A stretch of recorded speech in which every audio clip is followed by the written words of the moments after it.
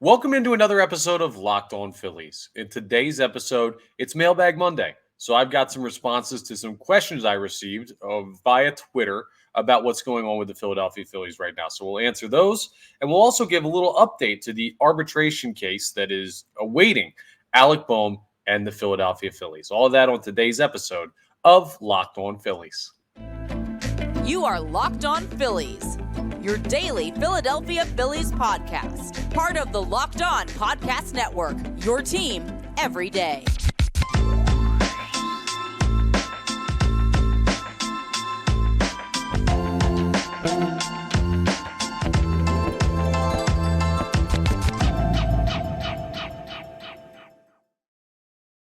Yes, this is Locked On Phillies. I'm Connor Thomas, your host. Thank you so much for checking us out. Please make sure you're rating, reviewing, subscribing to the YouTube. That really helps us out here on Locked On Phillies. And we're part of the Locked On Podcast Network, your team every day. Today's episode is brought to you by Jace Medical.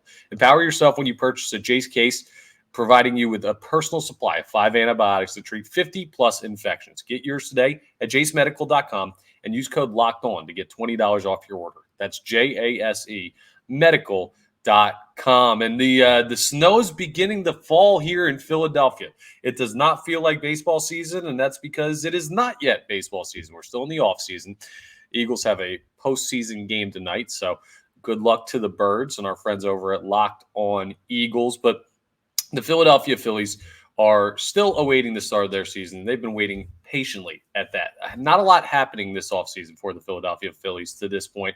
So there are some interesting questions in our Mailbag Monday mailbag, I guess we'll call it here, for the first ever edition of doing this. So got a couple of responses that I want to respond to. And we'll open up with this. The first question comes from Sean Fitzpatrick. So Sean Fitzpatrick at Sean Fit and then a bunch of numbers 39460-354 on Twitter responded with this question. Why aren't the Phillies addressing a better lefty bat option for the bench? Are they really saddling us with another year of Jake Cave? Here would be my simple answer to this one. The first thing that I would say in response to Sean, and Sean, thank you very much for the question.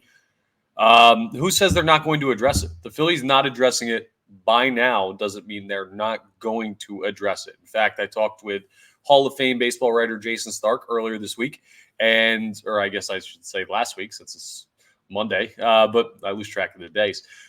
Bottom line is, Jason Stark said he does still believe the Phillies are going to make a move, and one of their priorities outside of starting pitching, if they want to add a swing starter, would be a lefty bat on the bench. So that's something that they're thinking about doing. That's something they're focused on doing. Saddling us with another year of Jake Cave, that's not exactly what the Philadelphia Phillies organization wants to do. It sounds like, from what I've heard from Jason Stark, that the Philadelphia Phillies organization is not as set on Jake Cave as it might seem with how much he played this past year. And that should be a relief to Phillies fans out there, because I don't think, frankly, Jake Cave is that good of a Major League Baseball player. Like, all due respect, I don't think he's a piece on a championship winning team, even as a bench bat. So you do need to go out there and add a lefty bat. And I think the Philadelphia Phillies will. Well, lefty, I'm not sure. I like Kike Hernandez. He's a righty. When I brought that up to Jason Stark, he did say, okay, well, that was a name that would seem to fit, but he's a righty. It seems like they want to go lefty. Something else to break down. Why would it be a lefty bat coming off the bench? Well, the belief is with Edmundo Sosa, you have a trusted right-handed depth bat that you can pinch it. Like, if you have to pinch hit Edmundo Sosa in a big spot right-handed, you can do that. With the outfield, lefty would be key, especially considering Yohan Rojas right-handed, Nick Castellanos right-handed. So probably two of your three starters. Right now, I project the Phillies starting outfield to be Brandon Marsh in left, Yohan Rojas in center, Nick Castellanos in right. Two of your three starters are right-handed bats. If you want to pinch hit for them, that would probably be a pinch hit for Rojas, because Castellanos, I mean, you're not really going to pinch hit for him in a big spot. Brandon Marsh showed he can be clutch last year. It would be a pinch hit for Yohan Rojas, a guy that can play the outfield that you trust more than Christian Pache or Jake Cave. And that would naturally be a left-handed bat to counter the pitching move that the opposing team would make. So that's why it would be a lefty bat. It would make sense to do that. There are still some solid names out there on the market. And frankly, to answer Sean's question just a little bit further, I don't believe that Jake Cave's going to be your best option. And I don't believe the Philadelphia Phillies are saddling you with another year of Jake Cave. I just don't think that's a realistic way to approach this season. So the market is still settling. It's been a very, very slow offseason. That's why I don't think that the Philadelphia Phillies are going to stand pat with where they're at. I don't think there's a big move coming, but I think they're going to address this concern that Sean Fitzpatrick goes ahead and tweets us about. So really quick, as we're going to keep track of who the free agents available are in Major League Baseball, I just want to update you on some of the lefty bats in the outfield that could potentially be available. So we're going to go back to our friends here at Spotrac for the MLB free agents tracker. I love using this tool. It shows you who's been signed. It shows you who's still available. So we'll go ahead and set the statuses to available. We're going to go ahead and set the position to outfield. And we're going to look at guys that bat lefty. So let's go ahead and take a peek at what we have going on here. And it's got it as 2023. So 2024 free agents. I mean, you've got a couple options. I know you've got a situation where Kike Hernandez would be my perfect fit, right? I think as a veteran leader, he would be the guy that goes absolutely perfectly with the rest of this Philadelphia Phillies roster. I just think he automatically slots in as a depth piece that you would truly, truly trust. But again, righty bat. So who's available as a lefty in the outfield? Let's go ahead and pull this up now and see exactly who's still out there for Spotrac. So the top guy listed here is Jock Peterson. The amount you'd have to pay him is too much. That's not realistic, and I don't know if I trust him. Michael Brantley at nearly 37 years old. Doesn't really seem to make sense. Joey Gallo is probably going to be too expensive. He's also a guy that you're looking at that might play a little outfield, but does mainly play first base. Here's a name, two names actually, that Jason Stark brought up that are actually back-to-back on Spotrac here. Eddie Rosario, you remember from the time of the Atlanta Braves. Jesse Winker, who was with Milwaukee this past season. I mean, you're looking at two guys whose values are probably right around the $5 to $6 million range. Eddie Rosario is a guy that's played in the NL East. He's been on a championship caliber team. Like, that's a lot of experience that Rosario has gained. And the Braves, they know what they're doing. They know how to evaluate players. They know how to bring guys in. Now, the fact that they haven't re-signed him shows that they have a lot of depth and they can find other options within their organization. But he would be a nice fit, only 32 years of age. Jesse Winker, only 30, also a lefty that would seem to fit in there. So those are two guys you're looking at that would probably have the best chance. I mean, Brad Miller's another lefty. You're not bringing back Bamboo Brad, I don't think. Austin Meadows doesn't do enough for me. Most of these guys out here available are righties, unless you want Travis Jankowski back, who, I mean, he's a World Series champion now, was with the Rangers this past year. I can't believe Travis Jankowski's got a ring. Philadelphia Phillies legend, as I roll my eyes if you're listening on podcast form. I think the two guys you'd be looking at if you were going lefty would be either Eddie Rosario or Jesse Winker. I think if you were just looking to add an outfield bat in general, it'd be Kike Hernandez because he's very versatile, and I'm a little bit biased in that front. But keep your eye on those two guys. They're not off the board yet. So when Sean asks why aren't the Phillies addressing a better lefty bat option for the bench, they're letting the market settle. If we get to the point where we're in spring training, they haven't done anything yet, then we have a different conversation about why they aren't.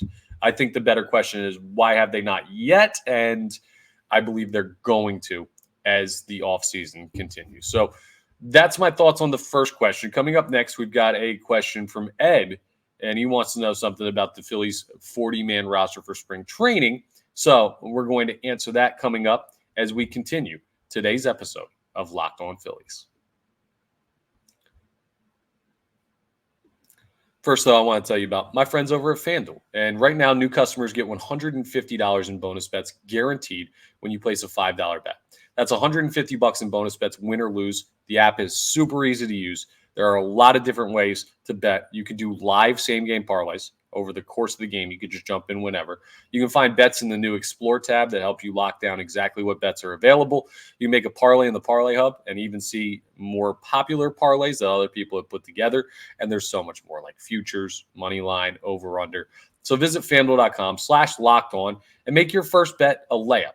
$150 in bonus bets on just a $5 bet. FanDuel, official partner of the NFL. And I also want to tell you about our friends over at eBay Motors. Passion, drive, and patience. What brings home the winning trophy is also what keeps your ride or die alive. You got to make sure your vehicle's working, especially this time of year. I mean, this type of weather, eBay Motors has everything you need to maintain your vehicle and level it up to peak performance. From superchargers, roof racks, exhaust kits, LED headlights, and more. Whether you're into speed, power, or style, eBay Motors, they've got you covered. With over 122 million parts for your number one ride or die, your automobile, you'll always find exactly what you're looking for. And with eBay Guaranteed Fit, your part is guaranteed to fit your ride every time or your money back. Because with eBay Motors, you're burning rubber, not cash. I love that saying. With all the parts you need at the prices you want, it's super easy to turn your car to the MVP and bring home that win. So keep your, I'll say it again, ride or die alive at ebaymotors.com. Eligible items only. Exclusions apply. eBay Guaranteed Fit only available to U.S. customers. Let's get into a discussion about our second Mailbag Monday question. And this is from Ed Holinsky at Mr. Ed315. And he asks, how you liking the looks of the Phillies 40-man spring training roster? What holes are left to fill? It's a great question. We got spring training only about 30 days away. So when you look at the Phillies 40-man roster, how is it shaking out? What do they need to add to feel comfortable with it? How do I feel about where they're at with that 40-man roster? And I got to tell you, the Phillies don't really have a lot they have to add to their 40-man roster still. I mean, they can upgrade on some places for sure. And that's something that when the free agent market begins to heat up a little bit, if they add a lefty bench bat, like we were just talking about, a couple relief pitchers, I think that would be prudent for the Philadelphia Phillies to do just that. But I mean, I'm looking at what they have on the 40-man roster right now. Catchers are set. Rafael Marchand, JT Realmuto, Garrett Stubbs, all there. Marchand, the top catching prospect in the Phillies organization. So you got a guy that may be the future either way. He's another guy to fill everything out there. Infielders, some of the names that are going to be there are guys that you've had at the major league level. Rodolfo Castro has a spot on the 40-man. Cody Clemens, you're going to want him at spring training again. Derek Hall, of course, is going to be there. Weston Wilson has earned his way there. He's listed as an infielder on the 40-man. He play a little outfield as well. He deserves to be there, and he's a guy that's kind of interesting at looking at 29 years of age. I mean, that's a guy that, while he's a little bit old for a minor league prospect, could still potentially get a little bit of time in the major leagues this year. We saw him come up and hit a home run in his first ever major league at bat this past year. A great moment and a solid player. In the outfield, I mean, Jake Cave, you can improve upon him, but he's going to be in spring training. Simone Muzziotti, going to probably be back up there. Christian Pache's got a spot. Rojas, Schwarber, Marsh, Castellanos. I mean, the outfield's basically set. You got Bryce Harper is going to be playing first, but he's also listed down here in the designated hitter spot. Whatever. You can just switch him and Kyle Schwarber as far as that's concerned. And then when you look at the pitchers on the roster right now for the 40-man, Andrew Bellatti's going to get another spring training invite. He just is. So is Connor Brogdon. These are guys that have significant experience at the major league level. Dylan Covey will probably be there unless they upgrade over him in bullpen signing and free agency. Junior Marte is probably going to be there unless there's an upgrade. And then you got some guys that are in the minors that are on the 40-man. We'll see if they get invite. Michael Mercado, McKinley Moore. Are those guys that are going to come to spring training, or are they going to be replaced by guys like Mick Abel and Griff McGarry, who are currently on the 40-man roster? But most of the names on the 40-man right now, Wheeler, Walker, Suarez, Strom, Soto, Sanchez, Nola. I mean, Nick Nelson is a guy who was pitched at the major league level. Marte, Kirkring, Hoffman, Dominguez, Covey, Brogdon, Bellotti, Alvarado. These are all guys with major league level experience. There are very few guys that fit into the 40-man roster that are not, I don't want to say proven at the major league level, but haven't played enough that we know their names. If you've watched the Phillies over the past year or two, you know all of the names of those players because you've seen them play significant roles at parts. Or some of them, they have been the bane of the Philadelphia Phillies fan base's existence, like a Junior Marte or a Dylan Covey. But bottom line is you know their names because they pitched enough at the major league level for you to know their names. So as far as the 40-man rosters coming along, I think it's a really strong group that's going to be available at spring training for the Phillies to look at. And there's going to be some non-roster invites. I imagine either Griff McGarry or Mick Gable, or maybe both of them will get that. There will be some younger guys. Crawford is probably going to end up getting a chance to get one. He's done enough that I think they're going to want to see him at spring training. Young player. I don't think he's got any chance to play in the majors this year, but it would be nice to see him at spring training to add a little bit. So he'll probably be a non-roster invitee if I had to guess, but excuse me, still fighting off that cold. Yeah, I mean, you just look at it and you say the Phillies are pretty top-heavily set. They have a blockage at basically every position at the major league level. Right field, there's not going to be a change. It's Castellanos. First base, it's Harper. Second base, it's Stott. Shortstop, it's Turner. Third base, it's Bohm. Catching, it's Realmuto. The starting rotation is relatively set. Center field, there may be an opening, but it's probably Rojas. Left field, there may be an opening, but it's probably Marsh every day. And then bench, I don't really see a spot over like a guy like Edmundo Sosa that another infielder is going to get up there. Weston Wilson's going to make his case. I mean, there just aren't that many positions that you need to add to. The bullpen is going to be the number one spot where you see potentially a shift in the 40-man roster ahead of spring training when you talk about guys that they could sign, because you need to add multiple bullpen arms that are truly trusted at the major league level. I'm not talking Andrew Bellotti. I'm not talking Connor Brogdon. I'm not talking Dylan Covey, Junior Marte. I'm talking guys that you can potentially sign that have proven to be plus major league relievers. And then those other guys could still be on the 40-man. They could still get invited to camp even if they're removed from the 40-man. It's a lot of people. Like, there are a lot of opportunities to come to Major League spring training. And when you've already played for the Major League team a significant enough amount, like most of these guys have, your spot in spring training is basically locked in. Now, your spot on the team is far from guaranteed. The 26-man roster is a totally different story. And I did my first prediction of what the 26-man roster is going to look like in an episode last week. So you can go ahead and check that out on the YouTube channel or wherever you get your podcasts.